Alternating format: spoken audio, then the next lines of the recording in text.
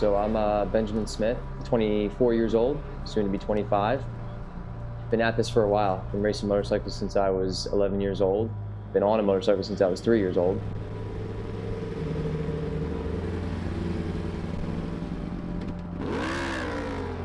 My name is Freddie Carswell. I'm the owner-operator of Superbike Unlimited, and I oversee all the operations of our Superbike program.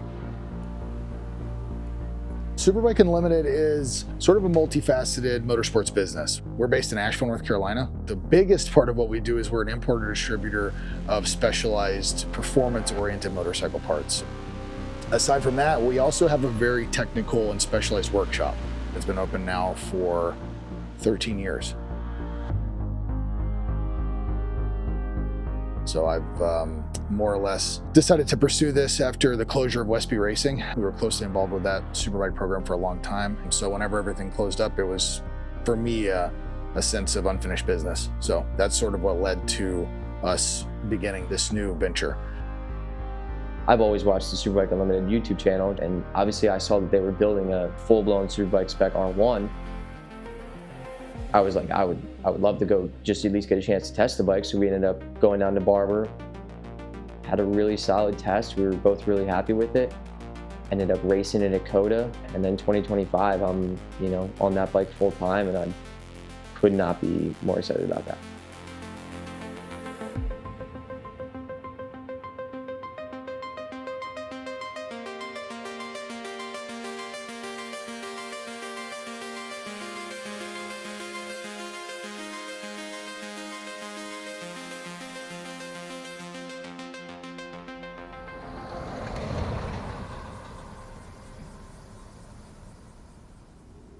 So the team is actually pretty well-rounded right now. I'm really happy about that. We have Ed Sullivan. He's our new crew chief that we've brought in. Guy I worked with at Westby Racing, really effective team member, just has a really good understanding of what it takes to make the motorcycle work well and also keep the team sort of in their lanes and doing what they need to do. It's a huge thing, just organizing and structuring everything appropriately. Ed is obviously a huge asset to us this year. Going into this year with so much new stuff, it's all positive. On the technical side and what we're doing with the Superbike and all that, this is the first time where I've had full support to this extent. Like we're head and shoulders above anything I've ever had. So Ed is one of those guys that I've always said, there's a few people that I would want to work with in the paddock. He's at the top of my list. Him and Freddie working together, they're both phenomenal at what they do. They look at one problem two different ways, and then they come to a middle ground on, what's the best way to make essentially the bike feel better, to make this thing go around the racetrack faster. So going into the season, we have pretty high expectations. We know that we have a very competitive motorcycle. We have the support of Yamaha, both here and internationally. And so we know that we have the resources, and we've seen in our testing that our motorcycle is very capable. The main thing now is going to be getting Ben up to speed and understanding what it takes to be competitive on a Superbike and in that class, because it's a little bit different than what he's used to. The motorcycle has to be ridden in a different way, and the race has to be managed in a different way. It's longer. Our goal is simply to improve every weekend. We know really where we can be, but I also understand that it takes time, and part of that's going to be just how quickly we can get Ben up to speed on the bike. Part of that is our job, myself and Ed. We have to sort of guide him and see where there's room for improvement for him and on the motorcycle. So we started on Thursday per usual, setting up, kind of got a general idea. It was my first sit down with Ed and Freddie together to basically just get a baseline, as to where we wanted to start the weekend as far as bike setup, a plan for the sessions. Friday is practice 1 and qualifying 1. Get there in the morning and once again kind of sit down and just go over the plan for the day again. Specifically the first session, practice 1. It's a longer session, 40 minutes, so we do have time to, hopefully do a couple of runs and try a few things.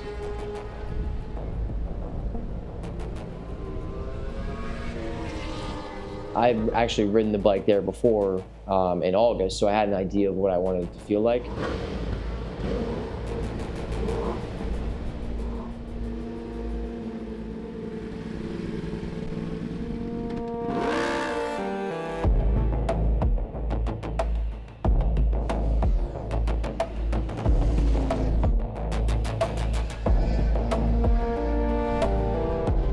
Went out and we just had a few little issues that I was like, I don't remember having these feelings when I rode the bike here prior. They changed the trigger on 30. Fuck. I hope I can change that. It might be locked.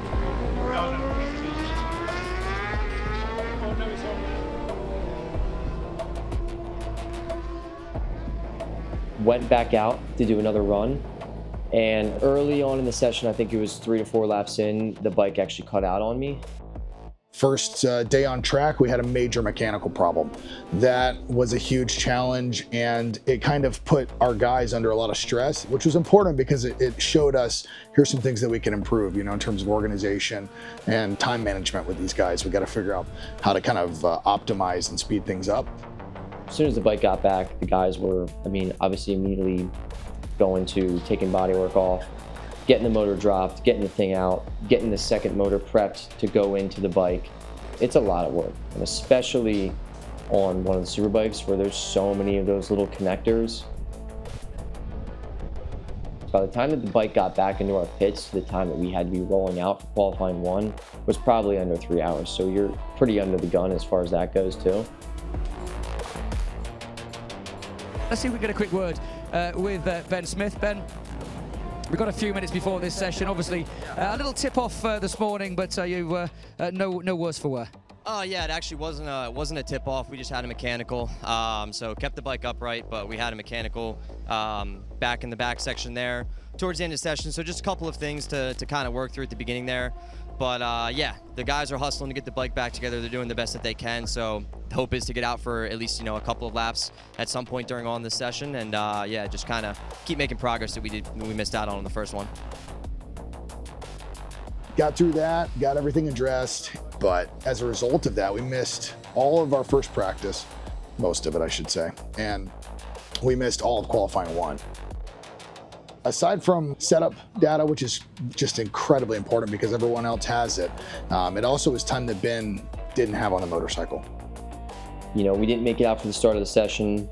Those guys worked up until I think about the 15-minute left in that qualifying 1 session mark.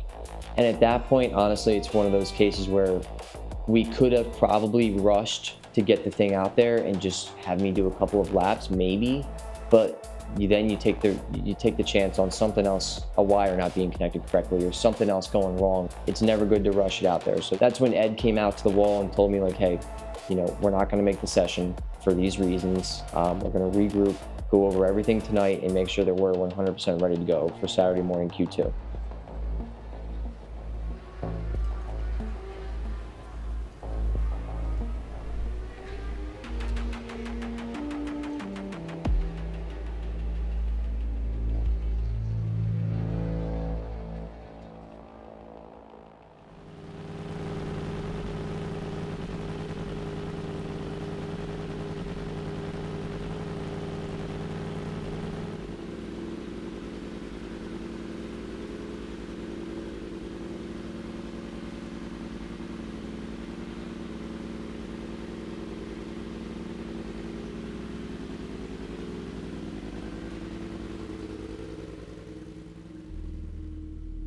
Showed up Saturday morning, Q2.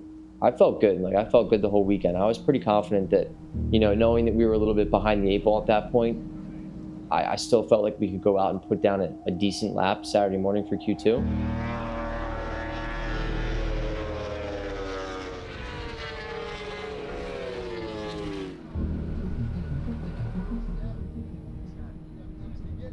I was happy with what I was able to do as far as lap time wise and whatnot went. We put it 8th on the grid, I believe, to start those races. We had a decent recovery in qualifying 2. I think we qualified 8th. That was something that we could kind of build from. A new season begins on an even playing field. And during this offseason, teams have been hard at work trying to solve the puzzle. How do we beat Josh Herron on a Ducati? The 2-time champ and his team are full gas in defending his #1 plate. But the likes of Yamaha with 3-time champ Gagne and now Fong have other plans. Suzuki has added race winner SDK to team up with Escalante to try and stop the 34-year-old Californian. And let's not forget about the 5-time Beaubier is now the lone BMW at the sharp end of the arrow. Winter has passed, testing is over, and racing is here. It's the 2025 season kickoff on the tight and twisty asphalt of Central Alabama. Racers ready. Are you?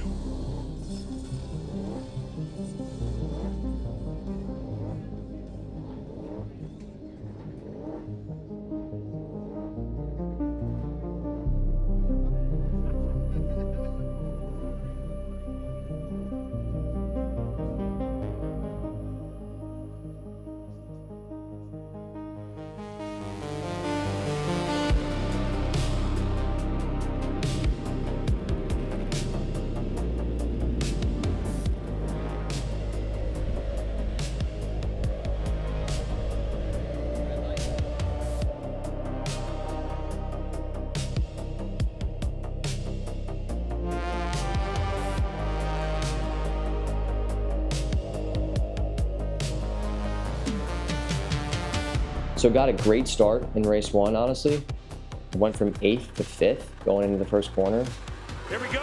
Beaubier with a decent launch, but a little bit of clutch chatter. But it looks like he's going to lead us into turn number 1, and it's going to be Bobby Fong in second place as he tried to get a run up on the inside of Beaubier, and there's Jake Gagne in third. Slotted in right behind Heron and had SDK right behind me for that first lap, and then SDK ended up coming through. Had a pretty good pace. We were pushing around Josh Heron for a little while, the reigning champ, which is kind of a nice little benchmark to have. I was able to latch on to Heron for a good 7-8 laps. I was really happy with that, actually. I was comfortable. It felt good. Just trying to stay calm and just relax, save the tire as much as I can. And this is a really good job by Benjamin Smith on the Flow for Law SBU Racing Yamaha R1. Ran into him earlier in the paddock, had a really rough Friday, didn't get that many laps, went out this morning, qualified extremely well. He's currently running 6th, Craig, and this is going to be a fun year to watch. If he can continue to grow the way he started off last year, that program looks like it's been stepped up. And look, he's not that far behind the defending champ. And Ed Sullivan is his crew chief working with this SBU team. When I talked to Ed Sullivan about this, he said, look, we have other pieces right now. This motorcycle is 98% of what like a Westby Racing Yamaha was when Matthew Schultz was on it just a couple of years ago. And so we have good equipment. It's a matter of getting this team to just get settled in, get the right pieces in place, and continue to watch the maturation of Benjamin Smith on this Superbike. Close the gap, equaling. Escalante out of shape again, and he's going to have to jump. He bails off that bike. had a big moment coming out of the last corner. I think it was like 7-8 laps in. I think I just was offline maybe a little bit that lap. Saved it coming onto the front straightaway, but that was definitely a moment where I was like, looking back, I wish I could have kind of regrouped from that moment a little bit quicker, and that's something that I'm working on too. Like, I've never run up front in a Superbike race before or that close to it. Ended up falling back one more position from that and then stayed there the rest of the race. We wound up finishing that race P7. I'm pretty happy with that. It was, obviously not necessarily my ideal result, but I felt that it was a good place to start. For first round, given all the circumstances and whatnot, I was pretty happy with it. There's definitely some things, again, going back to me learning how to ride this Superbike properly. Having Freddie and Ed both being there, looking at the data with me after the first race and comparing it to some other data that we have, just as a benchmark kind of, is so huge, and it's going to be so invaluable for me this year. We saw for sure at the end of the race that there was some room for improvement in the setup on the motorcycle, some things that we could have done better. That's just the nature of it. Again, we lost so much time, we kind of had to just go with sort of a comfortable and safe starting point, but in retrospect, for sure we could have improved the performance of the bike for Ben had we had that extra track time.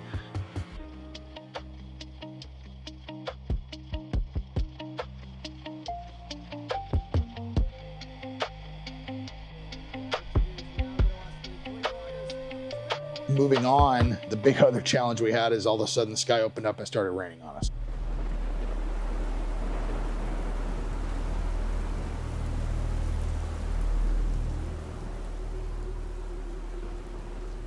Absolute monsoon, classic Barber. That changes everything as far as setup goes, obviously. Okay, so we are here at Barber Motorsports Park on Sunday. We're currently on a weather standby. We have Some tricky weather conditions, as you can see, a storm kind of blew in over the night.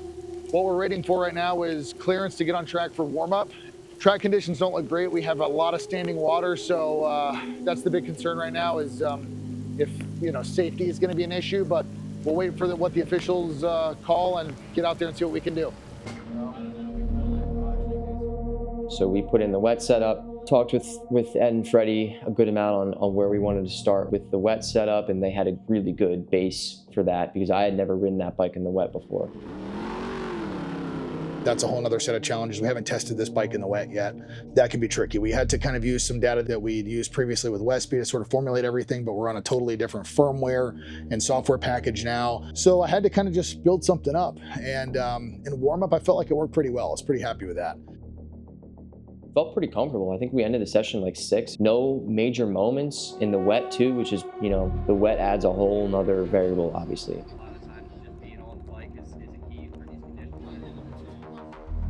It's also a bit of a different mindset as far as a race goes. Like, you really just got to focus on your own race and not getting too caught up in what everybody else is doing, because there's obviously going to be a lot of attrition during a wet race. Went into race 2 on Sunday feeling confident again. Got a decent start, not as good as I did on Saturday in race 1. I think that I was a little bit, not tentative, but just a little bit more so like I want to more so work into this a bit and pick people off as I go. And I did exactly that for the first couple of laps. And it's going to be Cameron Bobier leads us into turn number 1, and right behind him is Gagne, who gets a little sideways trying to find some traction. I think first lap I was in 8th, ended up making a pass going to 7th, and then made another pass, was in 6th. The podium battle group from 2nd to 4th or 5th, I guess it was really not that far in front of me. By the way, let's not sleep on the guy back in 5th place. 42-1 for Benjamin Smith. You can see him just off in the back as somebody, that looks like Hayden Gillum. I think Hayden Gillum just crashed out there on the exit of turn 1. Again, a rain race. In hindsight, maybe I should have had a little bit different outlook on it, as just, keep riding your own race. But as a racer, like, I see the Superbike podium battle not that far in front of me, and I'm catching them a little bit here and there. I'm like, I'm gonna keep pushing. If I can just get onto the back of these guys, especially in the wet, it makes your life so much easier. So I was doing exactly that. I was pushing to catch up to the podium battle. Ben had a good pace for the few laps that he was out there, and then had a little moment coming out of the final corner onto the front straight there. How about the confidence that Bobby Fong is showing on this attack Yamaha? Oh, Benjamin Smith off of a great run that he was having. Last corner, Benjamin Smith tips off. He was really doing some good lap times up until that point. Looks like he got a little bit of a stinger there. He's going to be back, and you're going to watch the development of this team. Just coming out of the last corner, started my drive, and honestly, I don't feel like I did anything drastically different that lap. The pace was picking up as the track was getting a little bit better. Look at the right-hand part of your screen and on the back. I almost guarantee you what that is. It's gonna kind of one of those high sides off the inside, Greg. Yeah, it just spit me off up over the high side. Was really happy that the bike didn't flip. It just slid.